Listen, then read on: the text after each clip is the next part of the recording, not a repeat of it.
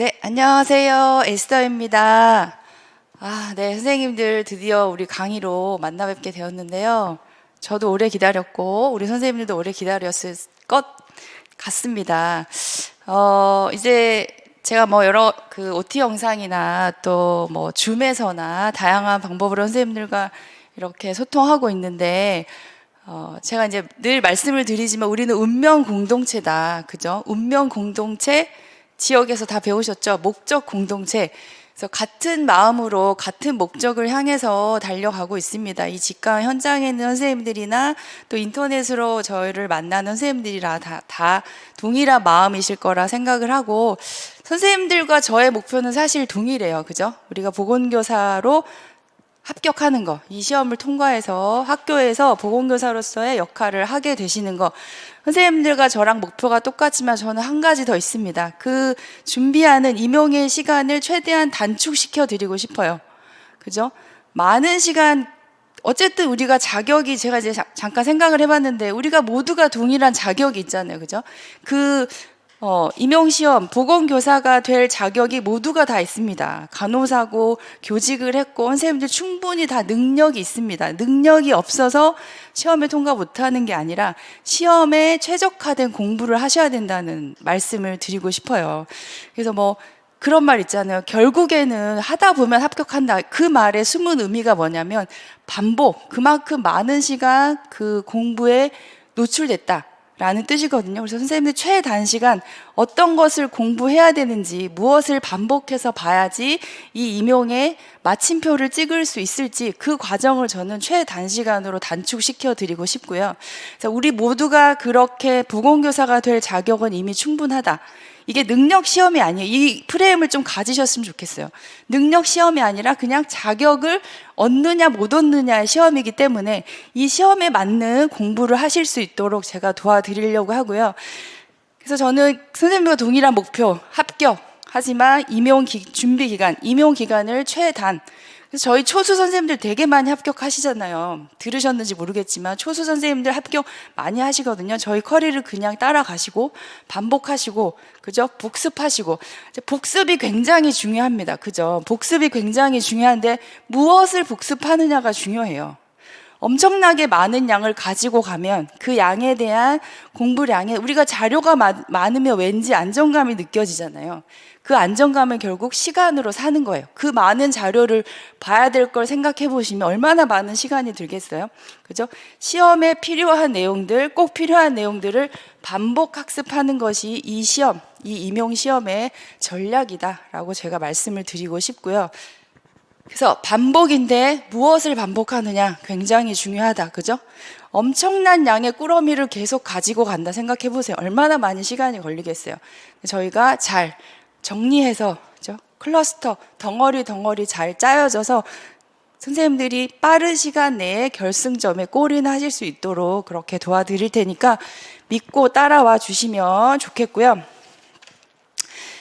자, 그 다음에 이거는 저희와 선생님들과의 신뢰가 있어야지만 이 과정을 잘 따라가실 수 있습니다. 그죠? 어떤 사람이 말을 하는데 그 사람이 믿어줘야지 그 내용이 믿어지는 거잖아요. 그죠? 그 사람의 말에 힘이 있는 거잖아요. 믿고 따라와 주시길 바라겠고, 저희랑 끊임없이 소통을 할 때 저희가 이제 밴드라는 굉장히 중요한 그런 그 소통의 장을 가지고 있어요. 그래서 밴드를 통해서 소통하시고, 밴드를 통해서 주어지는 뭐 과제라든가 퀴즈라든가 공지라든가 스터디 짜여지는 그런 것들을 잘 따라가 주시면 좋겠다 말씀을 드리고 싶습니다. 자, 그리고 작년에 이제 몇 분 합격하신 선생님들 중에 꽤 많이 굉장히 고득점, 1차 고득점으로 합격하신 선생님들이 저희 팀에서 굉장히 많으셨는데요. 자, 1차 고득점이 목표일 필요는 없지만, 그죠? 선생님들 과정을 가시다 보면, 제가 자꾸 합격 얘기로 지금 하고 있어서 조금 죄송하긴 하지만 우리의 목표가 그거니까 또 무시할 수는 없고, 그죠? 1차 고득점은 결국 2차 준비할 때 큰 안정감을 주는 게 사실이에요. 그래서 1차 과정이 합격을 해야 2차로 가게 되는 시험이지만 이왕 합격할 때 조금 더, 그죠? 안정적인 점수를 가질 수 있도록 그렇게 저희가 준비를 해드리니까 그대로 잘 풀커리를 따라와 주시기를 말씀드리고 싶습니다. 자, 1, 2월에 지역 정신 하시면서 김동원 교수님 뭐 여러 가지 많은 얘기 하셨겠지만 결국은 이제 이 과정 자체가 우리가 수험생이잖아요. 그죠? 시험을 준비하는 학생이니까 당연히 스트레스, 불안감, 시험에 대한 그런 생각들이 있을 수 있습니다. 그건 없을 수가 없는 정상 반응이니까 당연히 안고 가시되 잘 조절해 가면서, 그죠? 잘 조절해 가면서 하실 수 있도록 그렇게 하시면 좋겠다 말씀을 드리고, 자, 저는 이제 이 과정이 쉽지 않은 게 사실이에요. 선생님들 이 과정에 들어와 있다는 것만으로 굉장히 대단하다, 그죠? 스스로 내가 대단하다 충분히 칭찬해 주시고 격려해 주시고 나를 이렇게 잘한다 잘한다 해줄 필요가 충분하고요.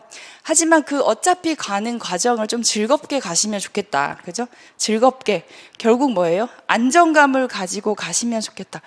불안이 늘 있지만, 우리에게 스트레스가 있지만 이 과정을 안정감을 가지고 가실 수 있도록 그렇게 도와드릴 테니까 믿고 따라와 주시면 좋겠습니다. 제가 OT 영상에도 간단히 조금 말씀을 드렸는데요. 성인을 3월에 우리가 4주 과정으로 진행을 하게 될 텐데, 각 주차별로 어떻게 좀 진도를 진행할지 제가 늘 하는 그런 커리를 좀 간단히 말씀을 드리고 본격적으로 진행을 하도록 하겠습니다. 자, 오늘이 1주차인데요. 오늘은 일단 그동안 하셨던 이 지역정신이랑 조금 다르게 새로운 전공을 들어가니까 조금 슬로우하게, 그죠? 약간 워밍업 과정으로 기본병태 생리, 위장관계 간담체, 네, 이렇게 조금 낮은 속도로 천천히 워밍업으로 진행을 할 거고요. 다음 주 2주, 3주차 조금 가속해서 좀 분량이 많이 있습니다. 2, 3주차는.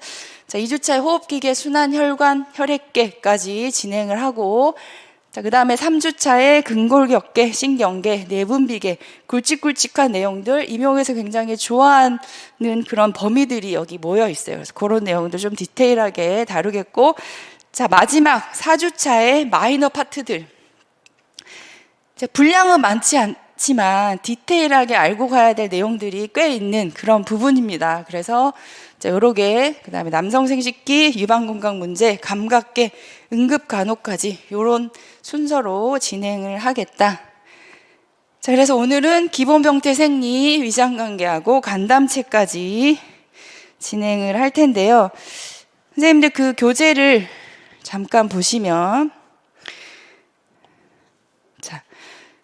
저희가 2023년 맥 시리즈로 지금 진행을 하고 있는데, 지역정신이 맥1, 제가 맥2 성인 파트 교재를 가지고 계실 거고, 동일하게 교재를 가지고 진행을 하고요.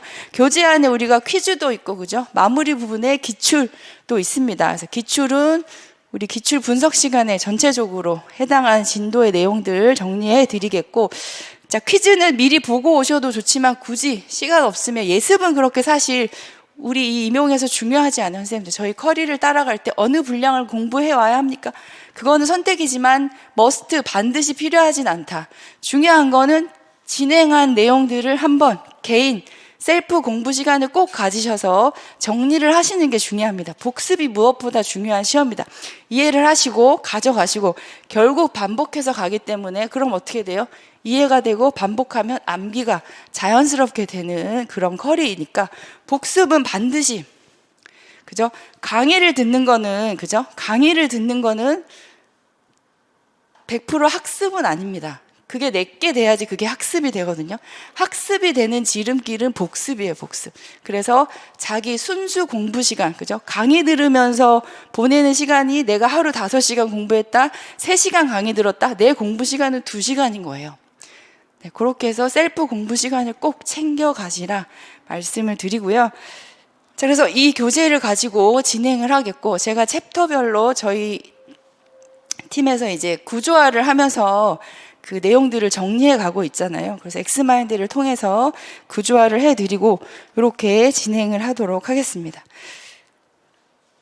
자, 우리 교재 이제 선생님들 보시면 교재에 뭐죠? 머리말도 제가 굉장히 심혈을 기울여서 썼으니까 한번 너무 졸릴 때, 그죠? 한번 읽어보시면 또 이렇게 하는구나, 조금 나름의 방향이 잡히실 수 있어요. 그래서 보시면 좋겠고, 자, 목차는 한번 정독을 꼭 하시기를 부탁을 드립니다. 자, 우리가 엑스마인드 통해서 정리하는 게 결국 목차를 정리해 드리는 건데, 목차는 반드시 정확하게 읽어보실 필요가 있으세요. 각 장별로 우리 진도 나가는 순서만큼이라도, 그죠? 만큼이라도 목차는 한번, 요런 내용이 이 파트에 들어가는구나, 요 내용에서는 어떤 내용들이 있겠구나 라는 걸 나름 좀 짐작해 보면서, 상상해 보면서 목차는 꼭 정독해 보시기를. 자, 그래서 제가 제 책에 이제 1장 성인간호 개론, 2장 기본병태 생리, 3장 위장관계 건강문제, 4장 간담체 이렇게 진행을 할 텐데, 자, 성인간호 개론은 말 그대로 우리가 이제 그 학부 때 생각을 해보시면 개론 배우고, 다른 말로 총론, 그죠? 총론의 가장 앞부분 개론 배우고 그 다음에 강론으로 이렇게 들어가잖아요. 자, 개론 생각나세요? 개론? 아무 생각 안 나죠? 개론은 말 그대로 그냥 비어있는, 중요한 내용은 없지만 뭘 말하고 싶은 건지 여기서 그런 것들을 정리해 놓은 게 개론이죠. 그래서 제가 이 1장을 제 책을 또 다시 리뉴얼하면서 이걸 그대로 가지고 갈까 뺄까 하다가, 여기서 막 시험에 나오는 건 아니지만, 그죠? 우리가 이 성인간호라는 게 무엇인지, 성인간의 어떤 정체성, 나름의 정체성, 그래서 이거는 그냥 빼지 않고 제가 가지고 가고요. 선생님들 시간 되실 때 꼭 읽어보시기를 여기서 시험에 나오진 않아요. 하지만 그냥 읽어보시면 전체적인 어떤 뭐랄까요, 파운데이션, 기반 이런 것들 한번 생각해 보는데 도움이 되실 수 있다. 그래서 오늘 구체적으로 우리가 함께 학습할 내용은 2장 기본병태 생리부터입니다. 2장 기본병태 생리, 큰 타이틀들 보시면요, 세포와 세포막. 제가 왜 세포와 세포막을 다루냐면, 기본 질환을 들어갈 때 나오는 기본 용어들을 좀 정리하고 가실 필요가 있다. 그래서 이 내용을 제가 막 의학서적 이런 데서 가져와서 정리해 놓은 거니까 같이 보겠고, 그 다음에 염증, 면역반응, 수분과 전해질이 기본 병태 생리에 들어갑니다. 자, 기본 병태 생리는 전체 성인하면 결국 질환입니다. 질환. 그죠?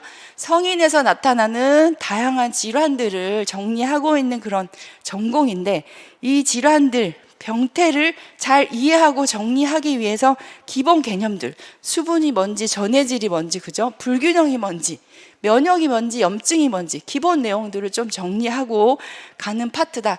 기본 중에 기본, 베이직 오브 베이직, 이걸 이해해야지 뒤에 가서 왜 이게 전해질이 이렇게 되는지, 여기서 왜 이런 염증 반응이 나타나는지를 이해할 수 있다. 그래서 1장 이렇게 정리하겠고, 자, 그 다음에 위장관계 건강 문제.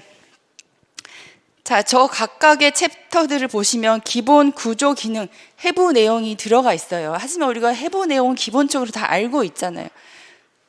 선생님들이 이미 다, 우리 모두 100% 간호사인 거고 이 내용들을 다 알고 있습니다. 그래서 제가 이 내용들을 디테일하게, 얘가 여기 식도가 이렇게 내려가서 위가 이렇게 연결되고 이렇게까지는 설명을 안 하고요.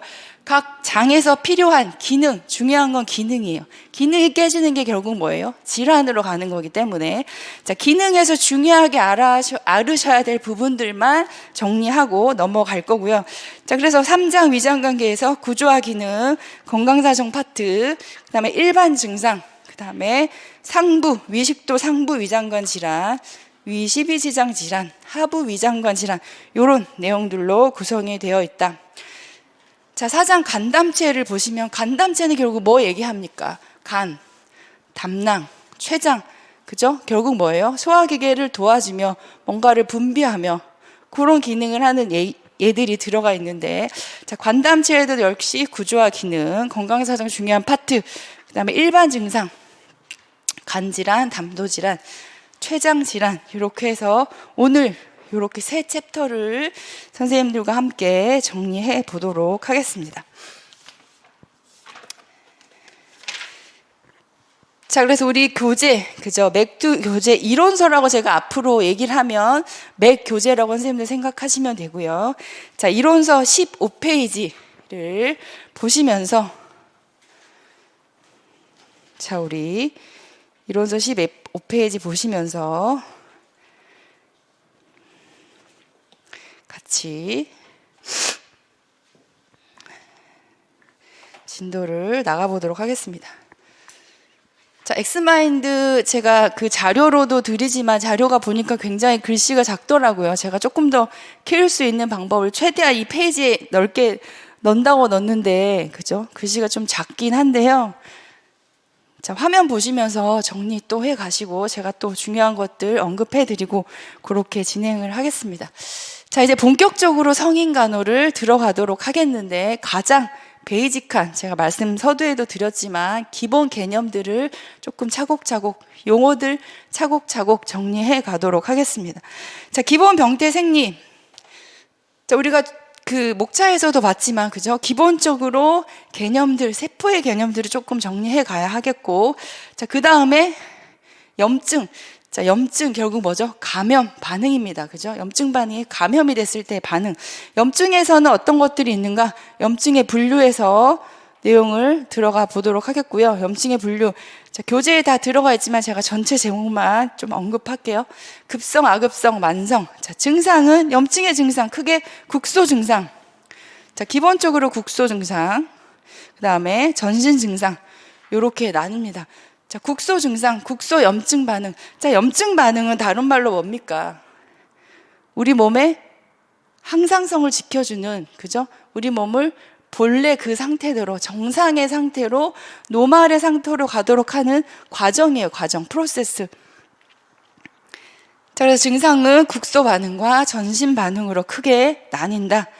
자, 상처 회복 과정은 좀 기억을 하실 필요가 있고요. 과거 기출도 됐었고, 염증의 전체 순서, 프로세스를 정리하는 내용이니까. 자, 일단 손상이 됐다 그럼 지혈기, 그 다음에 염증 반응, 우리가 이제 배우게 될 염증 반응, 그 다음에 증식기, 그 염증이 굉장히 확산되는 거죠. 증가되는 거, 그죠?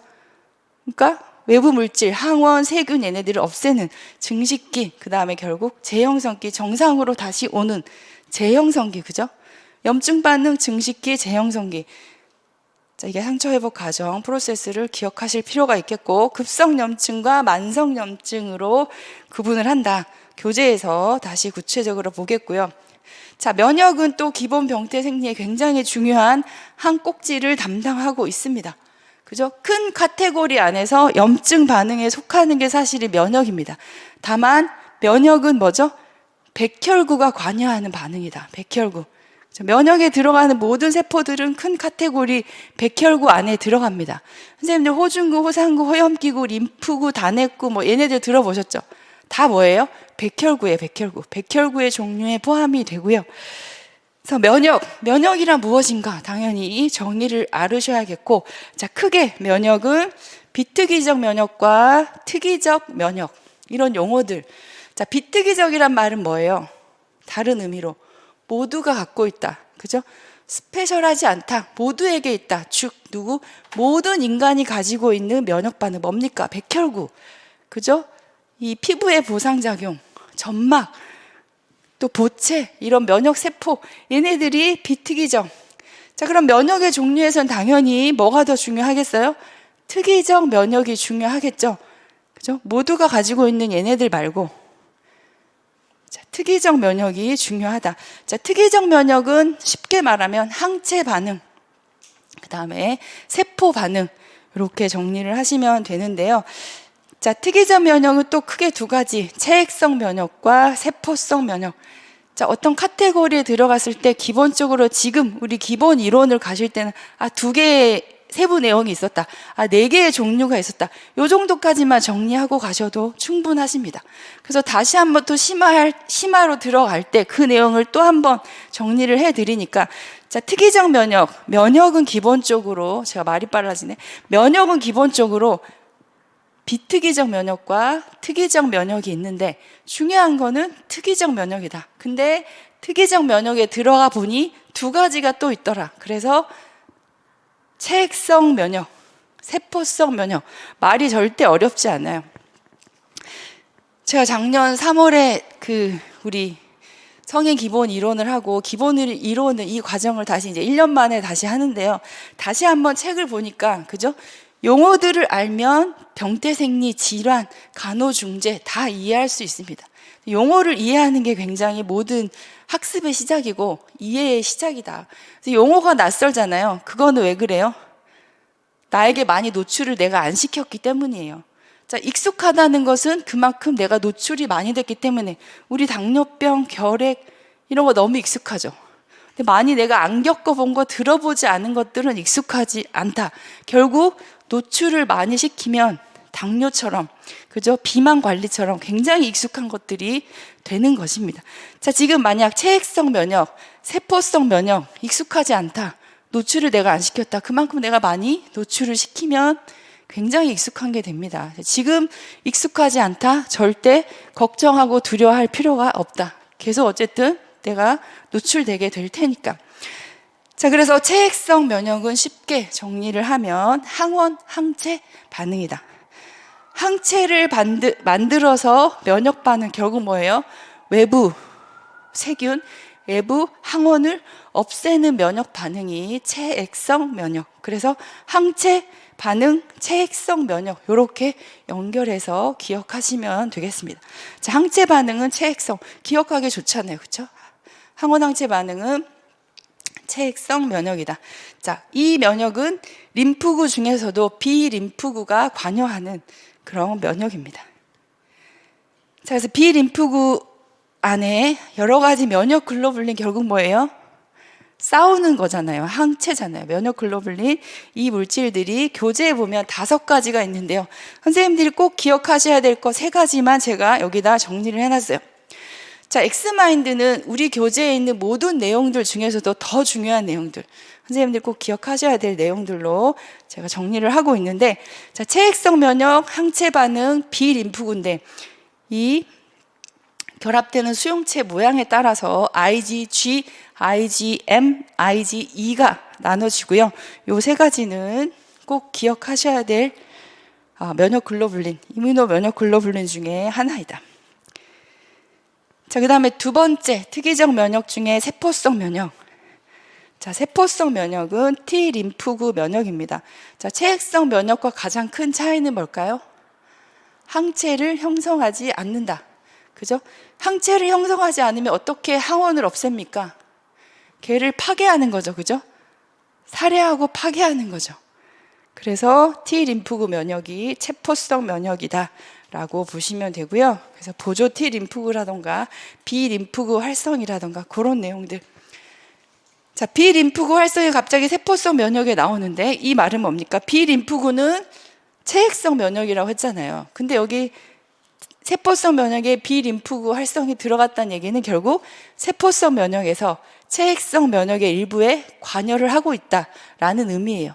자, 앞으로 계속 성인간호 뭔가 진행을 해 나가실 때 이 내용은 여기만 해당된다. 두부 뭐 자르듯이 결코 나눠지지 않고요. 다 연결 되어 있습니다. 그렇게 해서 유연하게 조금 받아들이셨으면 좋겠고, 자, 이렇게 해서 면역의 종류 크게 2가지로 나뉘면서 특이적 면역에서 우리가 기억해야 될 2가지 면역 개념을 한번 봤고, 자, 면역 결핍 질환에서는 결국 이게 다른 말로 뭐죠?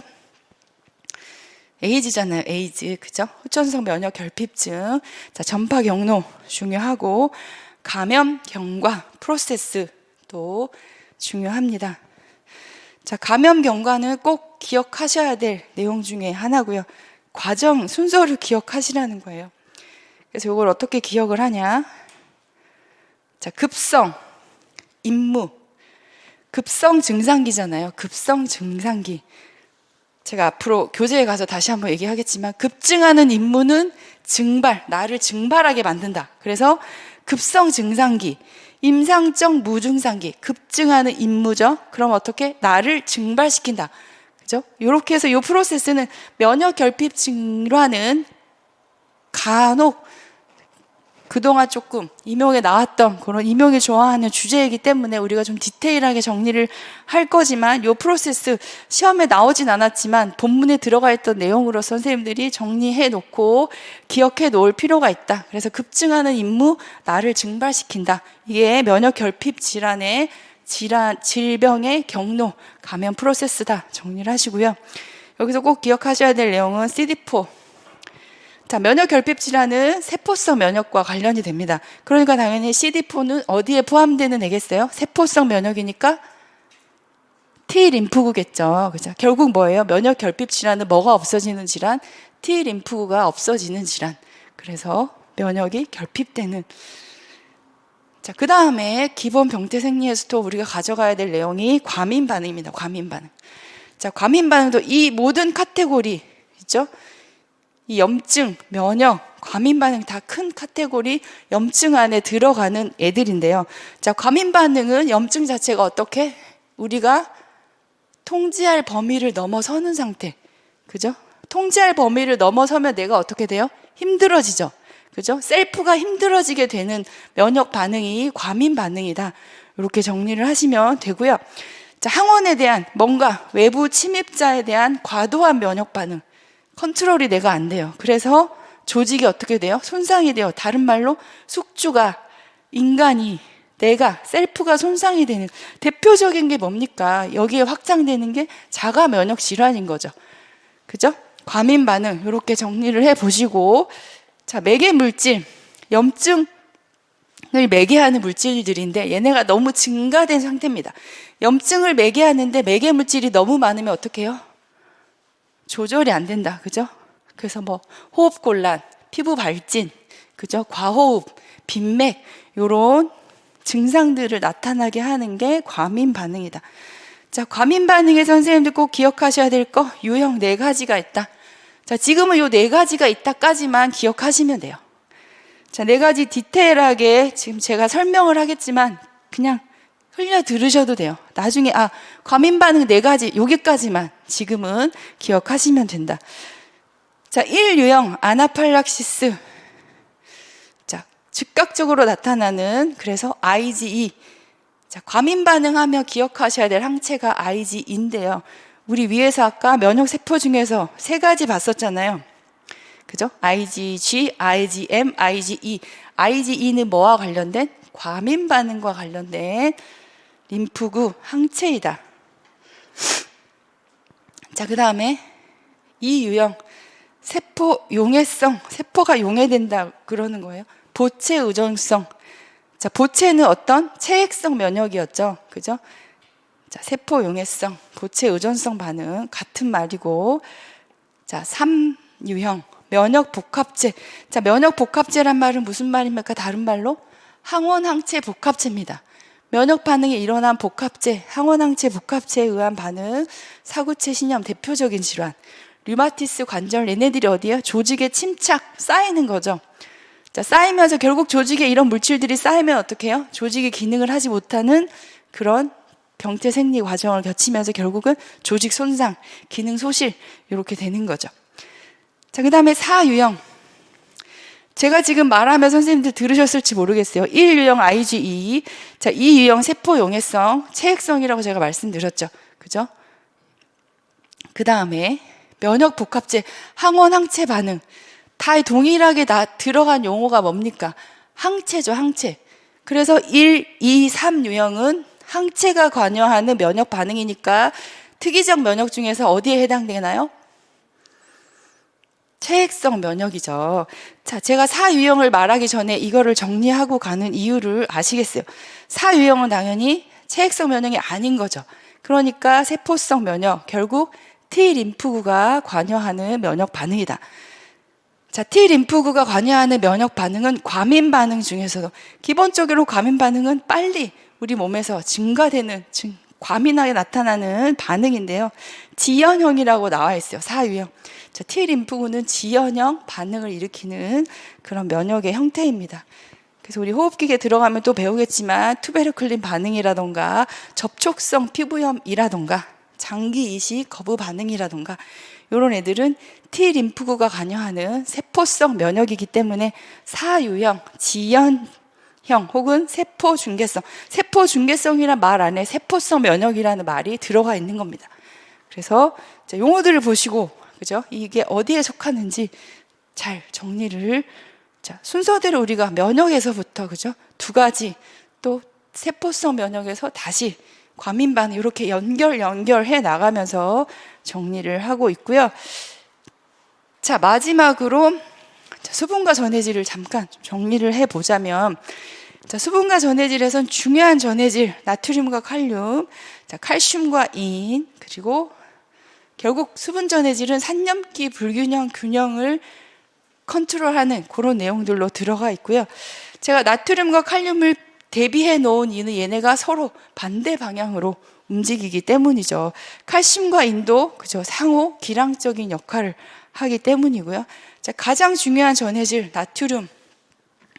결국 우리 몸의 수분의 함량을 조절하는, 자, 수분의 균형을 조절하는 가장 중요한 전해질이다. 자, 그 다음에 칼륨. 자, 칼륨에서 꼭 기억하셔야 될 거는 알도스테론과 관련한 그런 전해질이다. 자, 알도스테론은 다른 이름, 그죠? 우리 가명 있잖아요. 예명 있잖아요. 별명. 알도스테론의 예명은 칼륨 이뇨제예요. 칼륨 이뇨제. 자, 칼륨 이뇨제니까 뭐예요? 알도스테론이 많아진다. 우리 몸에서 그러면 뭐가 적어진다? 칼륨이 적어진다. 자, 이뇨제라는 것은 개를 내보낸다는 뜻이잖아요. 칼륨 이뇨제. 알도스테론, 칼륨과 같이 기억하셔야 될 호르몬. 자, 그 다음에 칼슘과 인. 자, 칼슘인은 기본적으로 무기질이라고 하는데요. 뼈를 이루는 대표적인 무기질이다. 자, 칼슘에서 꼭 기억하셔야 될 내용은 PTH, 부갑상선 호르몬이 조절을 한다. 그죠? 자, 부갑상선 호르몬이.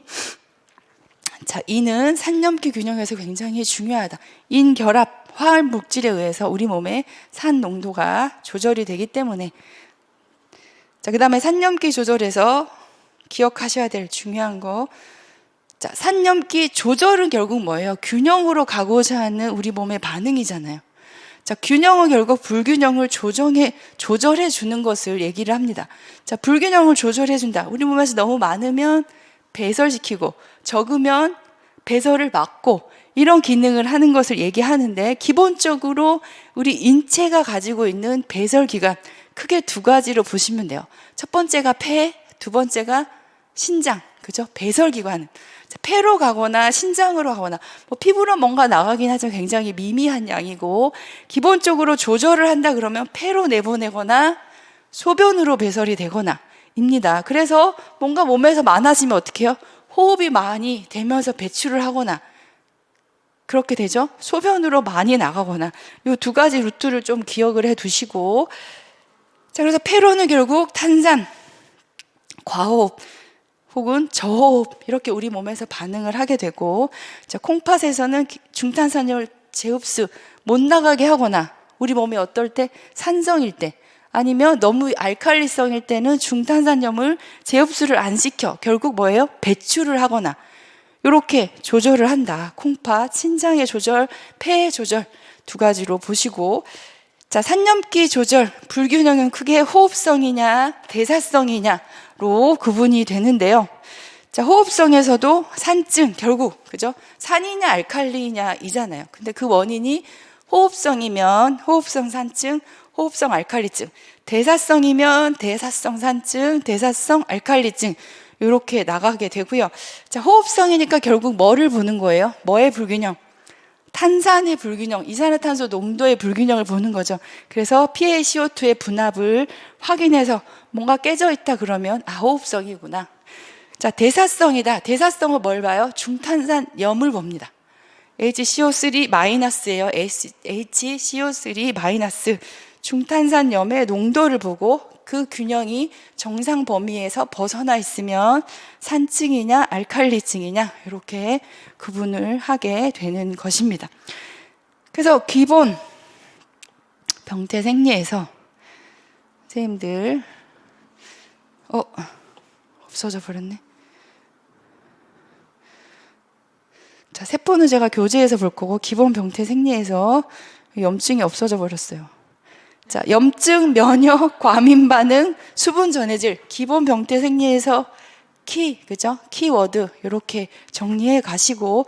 자, 기본 병태 생리 막 백지 쓰기 막 하시는데, 사실 저는 백지 쓰기는 그렇게 찬성하는 입장은 아닌데, 그죠? 사실 우리 시험이 백지 쓰고 뭐 써봐라 하는 거 아니잖아요. 키워드를 쓰는 거니까. 자, 기본 맥락, 프레임을 가지고 뭔가 써보는 거는 저는 찬성이지만, 아무것도 없는 백지를 놓고 뭔가 써보라면 어때요? 좌절감. 일단 내가 뭘 쓰나, 여기 두려움이 막 엄습하잖아요. 스스로 이렇게 막 이 궁지로 몰아넣는 건 저는 별로 찬성하지 않고 편안하게 공부하시길 바라고, 기본 병태생리 이렇게 큰 프레임으로 봤고요. 자, 우리 교재를 들어가서 교재에서 내용을 보도록 하겠습니다. 자, 몇 페이지죠? 15페이지. 네, 첫 시간이니까 조금 진도 나가고 잠깐 쉬고 이어서 나가도록 할게요. 제가 엑스마인드에서는 보지 않았는데, 그죠? 굉장히 기본이기 때문에 교재에서만 간단히 정리할 거고요. 엑스마인드 선생님들이 기억하셔야 될 거는 이 엑스마인드를 자꾸 보여드리는 이유는, 그죠? 그 프레임을 머릿속에 스캔하라는 의미예요. 그래서 기본 병태 생리하면 여기 염증이 있었네, 면역 있었네, 과민 반응 있었네, 이쪽에 수분과 전해질 있었네. 이 기본 큰 주제들은 가지고 가시라는 의미로 계속 저희가 엑스마인드를 선생님들 이 머리 안에 사진 찍으시라고 보여드리고 또 보여드리고 그렇게 하는 거고요. 자, 15페이지부터 보겠습니다. 자, 기본 내용인데요. 세포에 대한 거. 자, 세포, 여기서 우리가 디테일하게 세포학을 할 건 아니니까 세포의 종류 정도만 좀 정리하고 가겠고요. 자, 상피세포, 위장관계 들어가면 계속 이제 상피세포, 평평상피세포, 원주 상피세포 이런 내용들이 나와요. 상피세포는 가장 기본적인 어떤 조직의 표면을 구성하는 그런 세포이다. 자, 대표적으로 피부 상피세포. 그죠? 요런 폐나 위장관, 신장의 상피세포. 이 상피세포, 신장 사이에 있는 게 기저막. 이렇게 보시면 돼요. 기저막. 제가 이제 그냥 생각이 나는 대로 말씀을 드리는 거고, 결국 걔네들이 다 상피세포다. 자, 그 다음에 근육세포. 당연히 움직임, 에너지를 통해서 동작을 유발한다. 자, 신경세포. 신경세포는 뭡니까? 전기 자극에 의해서 움직입니다. 그러니까 전기 자극이 없어지면 뭐가 없어요? 신경세포가 움직이지 않아요. 결국 뭐가 없어요? 근육 움직임이 없어요. 그래서 근육세포와 신경세포는 같이 간다. 이렇게 정리하시고, 자, 비정상적인 전기신호, 뭐죠? 발작, 경련, 그죠? 발작성 경련. 여기에 문제에 의해서 나타나게 되는 거고, 자, 결합조직 세포는 이런, 우리가 알고 있는 적혈구, 백혈구, 골세포, 얘네들은 다 그 모든 것들은 다 적혈구 세포입니다. 세포. 결합 조직 세포에 포함이 된다. 자, 이렇게 해서 크게 세포의 종류 이 정도로 정리를 하겠고, 중요한 거는 제가 선생님들께 말씀드리고 싶은 거는 세포막을 조금 보고 가고 싶어서요. 자, 세포막은 뭡니까? 쉽게 말하면 물질을 이동시키는 길입니다. 길. 그죠? 뭔가 이동하려면 길이 있어야 되잖아요. 그죠? 막이 있어야지. 나트륨 들어가고 칼륨 나와라. 자, 칼륨 들어가고 수소이온 나와라. 이 모든 물질의 이동을 조절하는 것이 세포막입니다. 그래서 세포막에서 이중막이다. 세포막은 기본적으로 물질이 통과하는데 그냥 막 들어갈 수 없어요. 이중막을 통과해야 돼서 확산이라는 경로로 가기도 하고, 아니면 농도가 높은 것인데 얘는 들어와야 돼. 그럼 어떻게 해요? 에너지가 필요하기도 하죠. 에너지를 쓰면서 이동하기도 하고. 그래서 물질을 운반하는 통로이다. 항상성을 유지시켜주는 그런 우리 몸의 장치이다. 나트륨, 칼륨 펌프, 대표적인 여러 가지 효소, 화학 반응을 일으키게 하는 시작점이 세포막이에요. 세포막. 그 다음에 세포와 세포 사이 인지 능력, 이런 내용들도 있고, 결합 상태 유지. 막이 있으면서 물질을 막아주고, 때로는 막이 열리면서 물질을 이동시켜주고, 이런 기능을 한다. 그리고 세포막 바깥에는 항상 특정 수용체가 있어서 H2, 히스타민2 수용체가 붙는 것은 위벽세포, 그죠? 거기에 히스타민이 붙으면 위산이 나온다. 이런 각각의 특정 수용체들이 세포막에는 있습니다. 그래서 그 수용체에 맞는 것들이 붙었을 때 그 수용체에서, 그 안에서, 세포에서 뭔가 물질이 나오게 되는 거죠. 그 물질이 너무 많이 나왔다. 오늘 우리 위장관계 할 거니까 이 HCl 염산이 너무 많이 나온다, 수소이온이 너무 많이 나온다 하면 수용체를 뭔가 히스타민이 결합 못하게 해줘야 되잖아요. 그럴 때 히스타민을 결합 못하고 내가 먼저 결합하게 하는 게 히스타민 수용체 기량제, 이렇게 되는 거죠. 그래서 수용체가 존재한다. 이렇게 정리를 하고요. 자, 그 다음에 우리 이제 병태생리 들어가면 나오는 여러 가지 용어들을 조금 이해하기 위해서 기본 개념, 자, 세포와 조직 손상에 사용되는 용어들을 간략하게 보고 잠깐 쉬고 염증 반응으로 들어가도록 하겠습니다. 자, 우리 많이 들어보셨을 거예요. 스웰링, 종창. 자, 대표적으로 국소 염증 반응의 첫 번째 증상이죠. 뭔가 붓는다. 뭐예요? 부피가 늘어난다. 뭐가 많아졌다? 그 공간에 수분이 많아졌다. 그죠? 자, 스웰링은 수분의 이동입니다. 수분. 이것만 기억하시면 돼요. 자, 수분이 어디로? 자, 세포가 커졌으니까 세포 안으로. 세포에 있는 수분, 혹은 혈관 안에 있는 수분이 밖으로 나와서 간질이 늘어난다. 대표적인 증상 뭐예요? 복수. 그죠? 수분의 이동은 결국 어떤 조직을 증가시킨다. 스페이스를 증가시킨다. 그러니까 세포가, 수분이 세포 안으로 들어왔으니까 세포 종창인 겁니다. 그래서 염증 반응, 국소 염증 반응의 대표적인 증상 중에 하나가 되는 거고요. 자, 그 다음에 지방 변성이 있어요. 지방 변성. 자, 변성이라는 용어가 여기 지방 변성이 나고요. 다음 페이지 17페이지 보시면 또 변성이 있습니다. 자, 이 두 개가 다른 용어일까요? 같아요, 같아. 그죠? 변성. 자, 17페이지에 있는 변성을 잠깐 먼저 보시면, 그래야 지방 변성을 이해하기가 더 쉬우니까. 자, 변성을 보시면 정상세포가 전혀 다른 세포로 변화해서 결국 어떻게 해요? 기능이 점진적으로 퇴행된다. 그러니까 변성이란 말은 쉽게 말해서 점점점 세포가 변화된다. 다른 세포로 변화된다. 기능이 저하된다. 결국 세포의 사멸 과정에서 거치게 되는 세포의 변화를 얘기합니다. 결국 다른 말로 변성은 세포 자살이에요. 여러 가지 원인이 있을 수 있겠죠. 독성 물질이라든가 만성적인 어떤 염증이라든가 좀 알코올성 간염, 대표적인 간 변성. 결국 알코올성 간염이 어떻게 됩니까? 간경변으로 가는 거죠. 조직이 어떤 organ, 기관이 기능을 하지 못하게 되는 과정 중에 세포의 변화를 세포 변성이라고 하는데요. 거기가 지방이 쌓인다. 그냥 지방 변성인 거예요. 자, 지방이 없는 조직에 지방이 자꾸 침착된다. 뭐 심부전이라던가, 그죠?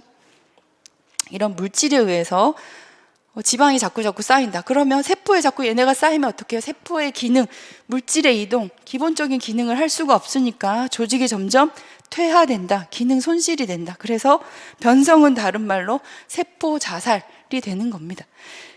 자, 위축은 어렵지 않죠. 세포 수의 감소. 자, 어떤 조직의 세포 수가 계속 감소되면 어떻게 될까요? 기능이 저하되겠죠. 기능이 저하되겠죠. 그죠? 자, 급성 위염, 세포, 이 벽세포 위 점막의 위축, 당연히 위의 기능을 하지 못하는, 소화 기능이 떨어지는, 그죠? 그렇게 되는 게 세포의 위축입니다. 지금 이 큰 카테고리가 뭐예요? 자, 세포의 내용이에요. 세포의 내용. 선생님들 이렇게 읽고 공부를 하실 때 내가 지금 어느 가지 밑에 있는 내용을 보고 있는지를 항상 보시면서 디테일하게 계속 들어가기만 하면 내가 지금 어디 있는지 방향을 잃을 때가 있는데 항상 이 큰 카테고리가 어디인지를 정리하시면서 공부를 하셔야 되고요. 결국 그래서 세포수가 감소되는 위축, 세포의 위축이 일어나면 자, 세포가 적어지니까 혈액 공급 감소되고 기능도 적어지고 자극이 차단되고 당연히 여러 가지 기능 저하, 압박 이렇게 나타난다. 자, 비대는 뭡니까? 비대. 커진다는 뜻이에요. 근데 중요한 거는 세포 수는 변동이 없다. 다만 뭐가 커진다? 세포가 뚱뚱해진다. 세포 비만을 말하고요. 자, 결국 그래요. 세포가 점점 커지면 장기의 용적이 커지게 되죠. 그죠? 장기의 용적이 커지게 되죠. 그래서 생리적 비대가 있고 병적 증식, 병적 비대가 있다. 자, 생리적 비대는 우리가 성장하면서 어떤 호르몬의 변화에 의해서 신체의 상태에 따라서 뭐 대표적으로 임신, 그럼 우리 조직이 비대되는 거죠. 이거는 생리적 비대. 자, 어떤 심근의 변화, 빨리 굉장히 심장이 뛰어야 된다거나 할 때, 자, 운동선수 심장이 비대되잖아. 이거는 생리적 비대입니다. 그죠? 그 다음에 병적 증식은 생리적 상관없이 병적으로 비대해서 딱딱해진다는 뜻이에요. 점점 커져가지고 압박이 되고 움직임이 적어진다. 나타나는 것을 얘기를 한다. 자, 증식은 말 그대로 커진다, 증가된다는 뜻인데 어떤 외부의 지속적인 자극에 의해서 세포의 크기, 세포의 수 모두가 다 증가된다. 그래서 비대하고는 조금 다른 개념인 거죠. 그죠? 세포 수도 증가되기 때문에. 그래서 증식, 그래서 생리적 증식, 뭐 2차 성징이 나타나는 거라던가 아니면 대상적 증식, 간 절제 후에 간엽이 새롭게 증식한다던가 병적 증식, 그죠? 지속적인 어떤 자극에 의해서 뭐 내막 비대증이라던가 이런 것들이 생길 때는 병적 증식. 자, 증식의 개념은 그래서 세포의 크기도 커지지만 세포 수도 증가가 된다. 자, 제가 꼭 기억하라고 강조하고 싶은 용어가 나왔는데요. 화생이라는 용어는 꼭 기억을 하셔야 됩니다. 자, 화생은 말 그대로 변신이에요, 변신. 세포의 변신, 제가 지금 변신이라는 용어가 떠올렸는데 여기서 변형이란 말을 썼지만 다른 세포가 된다는 뜻이에요. 하지만 우리 아까 변성도 다른 세포가 됐잖아요. 그죠? 변성도 다른 세포가 되는데 걔는 죽어가는 프로세스인 거고 화생은 살기 위한 변성. 결국 뭐예요? 적응하는 거예요, 적응. 자, 대표적인 게 식도염에서 계속 위험이 올라오면, 위험이란다. 위산이 계속 올라오면 식도는 어떻게 해야 돼요? 살아야 되잖아요. 그 위산에 적응하는 위상피세포로 변화되는 거예요. 식도 상피세포가 위상피세포로 전환되는 거. 결국 살기 위한 세포의 변화. 그게 뭐라고요? 화생. 그죠? 환생하는 거예요, 환생. 살기 위해서. 환생이라 기억을 하시면 돼요. 화생. 그래서 세포에 적응하는 과정. 그런데 다른 세포로 된다. 이게 화생이다. 자, 대표적인 여기 나와 있는 자, 발액식도는 식도의 하부 평평상피 세포가 지속적인 위산의 자극, 위산이 그래서 역류될 때 거기에 적응하기 위해서 위의 상피세포, 위 점막의 상피세포로 변화되는 것을 얘기를 합니다. 그러니까 이거는 뭐예요? 살기 위한 과정이니까 화생인 거예요. 그래서 변성이랑 구분을 해서 우리가 좀 정리를 하실 필요가 있겠고요.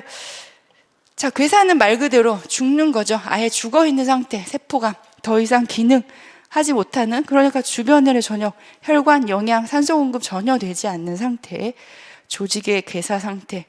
자, 그 다음에 석회화는 칼슘염이 비정상적으로, 이게 중요하죠. 비정상적으로 쌓이지 않아야 될 조직에 쌓이는 것을 석회화라고 합니다. 다 대표적인 석회화 질환, 결핵이죠. 그죠? 폐에 얘네들이 쌓인 석회 물질이 쌓이는 거. 칼슘 덩어리, 뭔가 이런 것들이 화합물에 섞여가지고 쌓이는 거. 자, 이렇게 정리하고, 변성 우리 앞에서 같이 봤었고요. 자, 죽는, 킬링하는 프로세스다, 변성은. 자, 아밀로이드 침착. 아밀로이드라는 말이 굉장히 어색할 수 있는데, 이런 용어가 뭔가 어색한 걸 만난다. 선생님들 걱정하지 마시고, 두려워하지 마시고, 나도 모르는, 다른 사람들 다 모른다, 이렇게 생각하세요. 많이 사용되지 않는 용어들은 굉장히 낯설 수밖에 없는데, 아밀로이드는 쉽게 말해서 이 단백질의 아미노산의 한 종류인데, 비정상적인 단백질의 덩어리, 결합을 얘기합니다. 자, 비정상적인 모양으로 이게 보면 뭐 더 디테일하게 들어가진 않겠지만 모양 자체가 단백질이 이렇게 꺾여 있대요, 모양이. 꺾여 있어서 뭔가 얘네들이 잘 겹치는 거예요. 그냥 일자로 돼 있는 그런 염기보다 꺾여 있으니까 잘 모이는 거죠. 무슨 말, 반죽이 잘 된다, 쉽게 말하면. 그래서 이런 덩어리들이 쌓여 있는 것을 비정상적인 단백질의 집합체, 덩어리, 아밀로이드, 침착이라고 하는데요. 얘네들이 계속 침착되면 어떻게 될까요? 결국 조직이 기능을 하지 못하게 되는, 그죠? 혈액 투과성이 중과되고 단백질이 유출되고 이런 각각의 혈관 어디에 쌓이느냐 다 될 수 있습니다. 어느 조직에나 쌓일 수 있는데, 그런 어떤 유전적인 질환일 수도 있고, 그죠? 자가 면역 질환일 수도 있고, 이런 비정상적인 단백질, 아밀로이드가 축적되어 있는 상태에 그 세포를 아밀로이드 침착이라고 한다. 그래서 기본 용어들, 세포 변성과 관련해서 세포의 어떤 변화와 관련된 기본 용어들을 정리를 했고요. 잠깐 쉬시고 염증으로 이어가도록 하겠습니다.